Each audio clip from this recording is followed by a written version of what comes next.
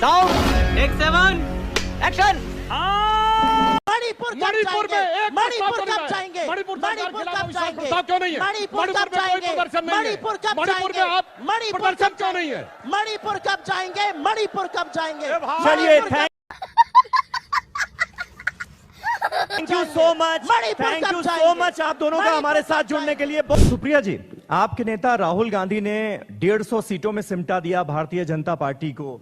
140 सीटें अखिलेश यादव देते हुए नजर आ रहे हैं। ममता दीदी ने कहा कि 190 से 200 सीटें। आपका मैं एक पोस्ट देख रहा था, आपने कहा 4 जून बीजेपी शून्य। ये कुछ ज्यादा नहीं हो गया? आप सबको मेरा नमस्कार। 400 पार का जो नारा था वो आप लोग गलत समझ लिए। 400 पार का नारा पेट्रोल के लिए था, आप सीट के लिए समझ लिए। 1000 पार करा दिया गैस, डीजल को पहुंचा दिया 90, तो जनता ने भी मन बना लिया है। और असलियत यह है कि 4 चरण के मतदान के बाद एक चीज शीशे की तरह साफ है कि 4 जून को ना भारतीय जनता पार्टी की सरकार बनेगी, ना मोदी जी प्रधानमंत्री बनेंगे। और मैं बताती हूं क्यों। 400 पार का ये जो नारा था, ये बीजेपी के किसी भी व्यक्ति से कैमरा ऑफ करके पूछिएगा, वो आपको बताएगा जबरदस्त बैकफायर किया। क्योंकि लोगों को संविधान को खत्म करने की जो साजिश थी वो समझ में आ गई। लोगों को समझ में आ गया कि ये आरक्षण खत्म करेंगे, लोगों को समझ में आ गया ये अभिव्यक्ति की आजादी खत्म करेंगे, तो जनता उठ खड़ी हुई। और 4 चरण के बाद ये साफ है कि मोदी जी की सरकार नहीं बन रही है। और आप लोगों एक बड़ा फैशनेबल सवाल पूछते हैं, अरे आप लोग जबरदस्ती संविधान को खतरे में बताते हैं। 48 घंटे पहले बरेली में, उत्तर प्रदेश में ही बरेली है, वहां पर एक दलित चौकीदार था वीरेंद्र कुमार। उसको रामपाल और वीर बहादुर, 2 होमगार्ड जो तहसीलदार के सुरक्षा कर्मी थे, उन लोगों ने बेरहमी से पीटा। और पीटते वक्त गाली देकर कहा कि अनाज लोगे भाजपा का और वोट दोगे किसी और को।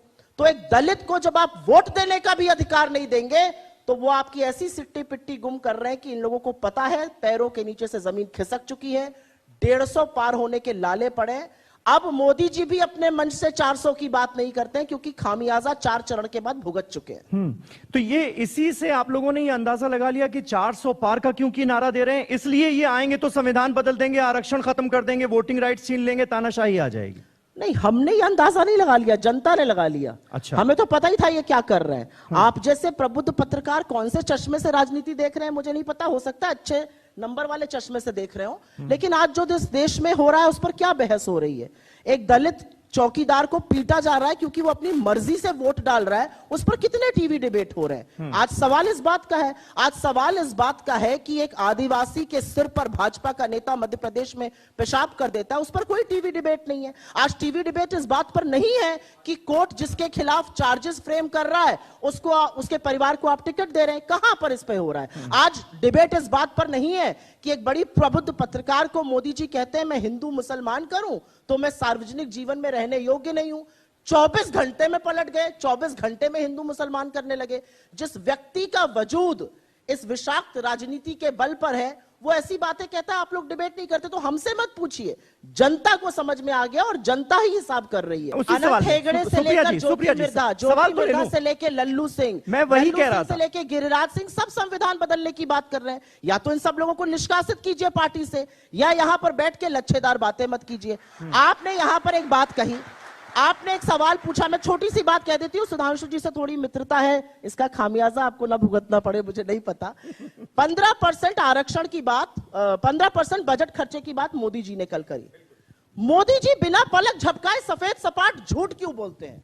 इस देश का प्रधानमंत्री झूठ क्यों बोलता है? आज चर्चा यह होनी चाहिए। मैं दावे के साथ कहती हूं और मैं यहां पर सीना ठोक के कहती हूं, एक डॉक्यूमेंट, एक कैबिनेट कमेटी की मिनट्स ऑफ द मीटिंग दिखा दे जहां पर ऐसा हुआ हो। आप आकर कुछ भी बोल दीजिएगा, आपने दाम्पत्य का सूत्र निभाया या निभाया, मैं उस डिबेट में नहीं पढ़ना चाहती हूं। आप कह दीजिएगा ब्याहताओं को आपका मंगलसूत्र छीन लेंगे, आप कह दीजिएगा एक भैंस छीन लेंगे, आप कह दीजिएगा ये 48 पन्ने का मेरा विजन डॉक्यूमेंट है, हमारा घोषणा पत्र है, 15,329 शब्द है, एक शब्द दिखा दीजिए जो मोदी जी कहते हैं। आज यहां से मंच से जाऊंगी और कभी ऐसे मंच पर नहीं आऊंगी अगर एक भी बात जो मोदी जी कहते हैं वो दिखा दीजिए। तो दिक्कत की बात यह है कि नरेंद्र मोदी इस देश के प्रधानमंत्री हैं, वो लगातार झूठ बोलते हैं। उनके झूठ को बेचारे कुछ लोग फैक्ट चेक करते हैं, large sections of the media fact check भी नहीं करता है, वही बात नीचे तक चलती है। कोई तो खड़ा होकर पूछे कि कहां से आपने ये 15% की बात करी, कहां से आपने मंगलसूत्र की बात करी। ये मंगलसूत्र जो हम पहनते हैं ब्याहता औरतें, ये कोई तार है, ये सोने का तार है या धागा है जिसको डाल लेते हैं? अरे एक पति का एक जीवन पर्यंत आप एक निशानी पहनते हैं, किस तरह की फिजूल की बातें करते हैं भाई प्रधानमंत्री? नहीं, बिल्कुल निश्चित तौर पर ये सवाल पूछे जा रहे हैं भारतीय जनता पार्टी के नेताओं से, लेकिन ये आपसे भी तो पूछा जाएगा कि जब आप संविधान बदलने की बात करती हैं तो भारतीय जनता पार्टी के किस घोषणा पत्र में, किस मैनिफेस्टो में इस बात का जिक्र है कि वो अगर आ गए, पूर्ण बहुमत की सरकार बन गई, 400 सीटें आ गई तो संविधान बदल देंगे? उनके पूर्व केंद्रीय मंत्री अनंत हेगड़े, उनके अयोध्या के सांसद लल्लू सिंह, उनकी ज्योति मिर्धा जो प्रत्याशी हैं हमारे यहां से ही गई हैं, वो गिरिराज सिंह, सब लोग तो बोल रहे हैं खड़े होकर, पब्लिक मंच से बोल रहे हैं संविधान बदल देंगे। तो या तो मोदी जी अपनी अगली पब्लिक रैली में कहें कि ये सब लोग देश विरोधी हैं, भाजपा इनसे कोई ताल्लुक नहीं रखना चाहती है, मैं इन सबको पार्टी से निष्कासित करता हूं, ये जो बात कह रहे हैं ये गलत है। मतलब इधर आप भांजेंगे संविधान बदलना उनकी तरफ, और यहां पर आकर मीडिया कहेगा नहीं वो कहां बोल रहे हैं, अरे उनके लोग बोल रहे हैं। हमारा कोई लोकल बलिया का प्रवक्ता कुछ बोल देगा तो उस पर होगा पब्लिक डिबेट, प्राइम टाइम पर टीवी 9 पर डिबेट होगा। यहां उनके सांसद बोल रहे हैं, सुई टपक सन्नाटा है। तो ये मीठा मीठा गप और कड़वा कड़वा थूक नहीं होगा। ऐसा नहीं है, उन बयानों को भी दिखाया गया, उन बयानों पर भी चर्चा हुई, लेकिन जब पार्टी के आला नेतृत्व ने, प्रधानमंत्री नरेंद्र मोदी ने, गृह मंत्री अमित शाह ने आकर यह साफ कर दिया, प्रधानमंत्री ने तो यहां तक कहा, आपने सुना होगा कि अगर बाबा अंबेडकर भी आ जाएं तो वो भी संविधान खत्म नहीं कर सकते। तो इस पर जब क्लैरिफिकेशन आ गया, अब कांग्रेस पार्टी में भी बहुत सारे नेता हैं, सैम पित्रोदा, मणिशंकर अय्यर, अब उनको आप भी कहती हैं कि कांग्रेस पार्टी का बयान नहीं माना जाना चाहिए? बहुत बढ़िया आपने सवाल पूछा। सैम पित्रोदा ने, जो अब इस पार्टी के पद पर भी नहीं है, इस्तीफा दे दिया, उन्होंने एक इस्तीफा दे दिया, उसको छोड़िए, उन्होंने एक बयान दिया, उस बयान पर 48 घंटे चर्चा हुई। कांग्रेस पार्टी के शीर्ष नेतृत्व से लेकर हम सब ने, जो संचार विभाग में है, संचार विभाग के प्रमुख हैं, कहा कांग्रेस का इससे कोई लेना देना नहीं है। आप डिबेट क्यों कर रहे थे उस पर? आप 48 घंटे तक क्यों राहुल गांधी की फोटो लगाकर डिबेट नहीं, वो इसलिए कर रहे थे सुप्रिया जी, नहीं सुप्रिया जी, कितने डिबेट आपने सवाल पूछा, मैं बता दूं, वो इसलिए कर रहे थे क्योंकि जब प्रधानमंत्री ने वेल्थ डिस्ट्रीब्यूशन वाला बयान दिया, आप टाइमिंग देखिए, उसी वक्त पर सैम पित्रोदा नमूदार होते हैं और कहते हैं कि वहां पर 45%, 55% वाला वो विरासत टैक्स दिया जाता है। आपने मेरे सवाल का जवाब खुद ही दे दिया। कैसे? जिस समय प्रधानमंत्री ने यह कहा, उन्होंने ये कह दिया। जिस समय हम कह रहे हैं कि ये संविधान बदलने वाले, इनके लोग कह रहे हैं संविधान बदलना है, आपने तो जेपी नड्डा और नरेंद्र मोदी की फोटो लगाकर डिबेट नहीं किए। आपने तो नहीं बोला कि लल्लू सिंह आपके सांसद ने कैसे कहा, आपने तो नहीं बोला अनंत हेगड़े ने कैसे कहा, आपने तो नहीं बोला। चलिए यही इसी सवाल से इधर उधर की बात न कर, ये बता कि कारवा क्यों लुटा। 20 करोड़ रोजगार देना था, 15 लाख सबके अकाउंट में डालना था, किसान की आय दुगनी करनी थी, 100 स्मार्ट सिटी बनानी थी, पेट्रोल डीजल का दाम 35 पर लाना था, रुपया डॉलर 1 कराना था, चीन को लाल आंख दिखानी थी। ये सब कुछ नहीं हुआ। अब मैं जरा 2-4 बातें सुधांशु जी से कह दूं। आप मेरे ट्रैप में फंस गए, पूछिए कैसे? आप एसबीआई एलआईसी की बात करने लगे। एसबीआई एलआईसी की बात हमने कब करी थी? जब अडानी महाघोटाले की बात करी थी। अब तो देश के प्रधानमंत्री कह रहे हैं कि अडानी और अंबानी बोरों में भर भर के, टेम्पो में लाद लाद कर काला धन बांट रहे हैं। आपका इस पर क्या वक्तव्य है? मुझे बताइए। अगर देश के प्रधानमंत्री इतना बड़ा इल्जाम लगा रहे हैं, इतनी गंभीर बात कर रहे हैं, तो ईडी, सीबीआई, इनकम टैक्स सांप सूंघ गया सबको, कोई जा ही नहीं रहा है। अरे अगर टेम्पो नहीं पकड़ेंगे मोदी जी तो कहां तक टेम्पो पहुंच जाएंगे? चलिए इस संदर्भ में बात करी गई थी। तो जब आप कहते हैं ना, जब हम बात करते हैं तो हमने विवश कर दिया कि 10 साल बाद नरेंद्र मोदी को उसी भ्रष्टाचार पर बोलना पड़ा जिस भ्रष्टाचार की हम बात करते थे, वही अडानी अंबानी पर वो हमलावर। वैसे सिर्फ एक बात बोलता हूं, असलियत यह है कि जो सिलेंडर 400 का था उसको 1100 कर दिया, जो पेट्रोल 70 का था उसको शतक पार करा दिया, आटा दही पर जीएसटी लगा दिया, अरे प्रभु पढ़ाई दवाई पर जीएसटी लगा दिया। ये हाल आपने महंगाई का कर दिया है। आज गाना बदल गया है। पहले गाना था सखी सैया तो खूबे कमात है, महंगाई डायन खाए जाते। आज दूसरा गाना चल रहा है, सखी सैया तो नईखे कमात है, महंगाई डायन खाए जाते हैं। असलियत ये है। सुधांशु जी भी सांसद है। क्या प्रधानमंत्री की बात से सहमत हैं कि क्या टेम्पो में भर भर कर, बोरों में लाद लाद कर काला धन बांटा जा रहा है? क्या आप इस बात से सहमत हैं या नहीं है? आप भी सांसद हैं, सम्मानित हैं, हाँ या ना में जवाब दीजिए ना। पीयूष गोयल से सवाल पूछा गया, उन्होंने क्या कहा? अगर प्रधानमंत्री ने कहा है तो उन्हीं से पूछो। ऐसी कन्नी काटना तो मैंने आज तक किसी को देखा ही नहीं है। पार्टी बिल्कुल चुप, एक व्यक्ति नहीं बोल रहा है पार्टी में कि प्रधानमंत्री सही कह रहे हैं या गलत कह रहे हैं। प्रधानमंत्री पहले चरण के बाद मटन मीट मुर्गे पर आ गए, दूसरे चरण के बाद मंगलसूत्र और भैंस पर आ गए, तीसरे चरण के बाद वो आ गए अडानी अंबानी पर, और चौथे चरण के बाद मोदी जी को गजनी का शिकार हो गए। जैसे गजनी में था ना, मैं तो हिंदू मुस्लिम करता ही नहीं हूं, 12 घंटे बाद मुसलमानों के साथ ये हुआ है। तो ये 4 चरण की मोदी जी की कहानी है। अब आप सवाल, बिना न्योता लपके बिरयानी और सिवई खाने गए हमारे देश के प्रधानमंत्री लाहौर, क्यों गए? बिना न्योते के आईएसआई को पहली बार हिंदुस्तान की सरजमी पठानकोट पे किसने बुलाया? आपकी सरकार, आपके प्रधानमंत्री ने। असलियत यह है, अडवाणी जी पाकिस्तान गए, क्यों गए शिरकत करने, क्यों गए सिर झुकाने उस जिन्ना के सामने जिसने यहां पर हिंदुस्तान पाकिस्तान का बंटवारा किया? आपकी असलियत यह है कि जब हमारे लोग, जब इस देश की जनता अग्रसर थी और अंग्रेजों को करो या मरो का नारा देके देश से खदेड़ रही थी क्विट इंडिया मूवमेंट में, आप जिन्ना के लोगों के साथ, मुस्लिम लीग के साथ सरकार चला रहे थे, गलबैया कर रहे थे। आप तो फजूल रहमान के साथ लगे हुए थे जिसने प्रस्ताव पारित किया था पाकिस्तान के बनने का। तो असलियत यह है कि यहां पर मत बोलिए। आपने इस देश की सामाजिक चेतना की बात करी, उस पर चर्चा होनी चाहिए। सामाजिक चेतना बिल्कुल जरूरी है। सामाजिक चेतना, और एक हिंदू होने के नाते मैं बहुत अपमानित और बहुत उद्वेलित महसूस करती हूं जब मैं ज्योतिर्मठ के शंकराचार्य का कल का बयान सुनती हूं, जहां पर वो कह रहे हैं कि देश में डर का माहौल है, मुझ तक को डराया जा रहा है, मुझ तक को धमकाया जा रहा है, इसलिए मैं अपने अनुयायियों से कहता हूं ज्यादा मेरे आसपास मत रहो, तुम्हारे ऊपर भी पुलिस और प्रशासन हावी हो जाएगा। ये हमारे धर्म के शंकराचार्य कह रहे हैं। आपने राम मंदिर का इनॉग्रेशन किया, बहुत अच्छी बात है, हम सबके आराध्य हैं, मर्यादा पुरुषोत्तम है, उनकी मर्यादा का एक अंश आप में नहीं है, वो अलग बात है।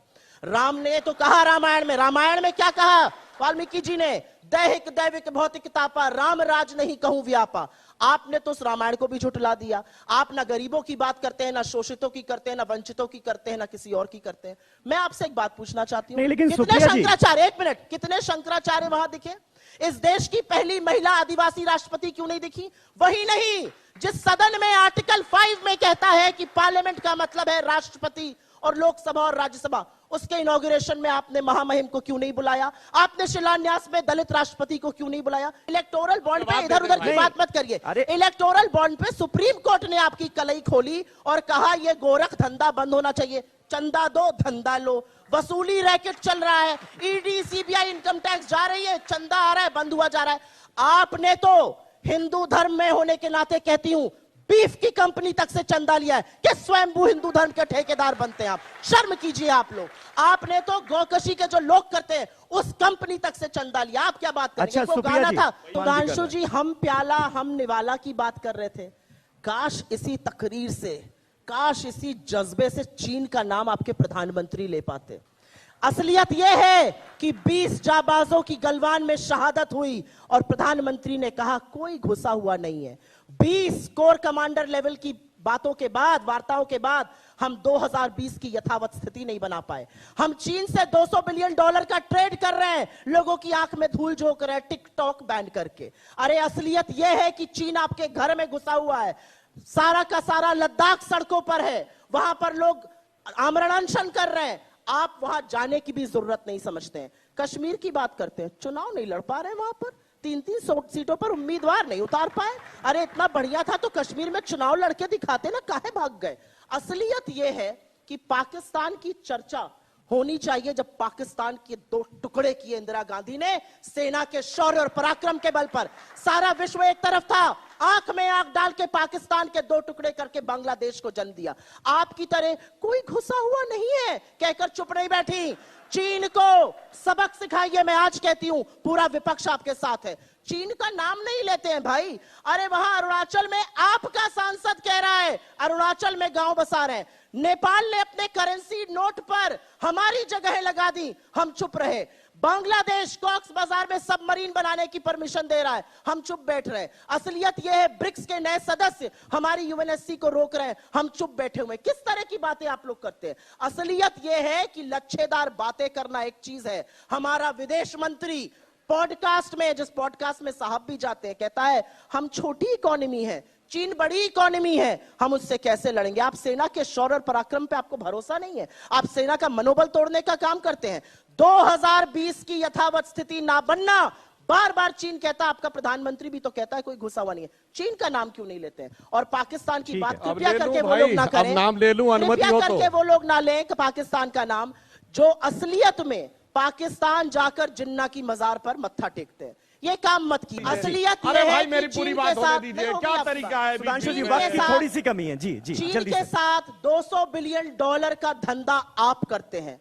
चीन को पैसा आप दे रहे हैं, अपनी सेना को वहां पर वो एग्रीमेंट सूट आप करता है। करते हैं। असलियत यह है कि चीन का नाम प्रधानमंत्री नहीं लेते हैं। महाबलीपुरम में शहनाई जरूर सुनी, साबरमती में झूले की पींग जरूर लगाई, लेकिन चीन का नाम नहीं लेते। अरे आपके प्रधानमंत्री इस देश के मणिपुर में जो साल भर से जल रहा है वहां जाने की हिम्मत नहीं करते, चीन का नाम क्या ले? इस देश के प्रधानमंत्री के अंदर मणिपुर जाने की हिम्मत नहीं है। जल्दी से, मणिपुर जल्दी जाने से, की 10 हिम्मत सेकंड नहीं है। सुधांशु जी। मणिपुर कब जाएंगे? दोनों बात का डेट और जवाब टाइम देता हूं। बताइए। अरे अरे सुनिए। प्रधानमंत्री डिबेट से भाग रहे हैं, मणिपुर जाने की हिम्मत बोलने तो नहीं है। दीजिए ये सुप्रिया जी उनको। असलियत है। जी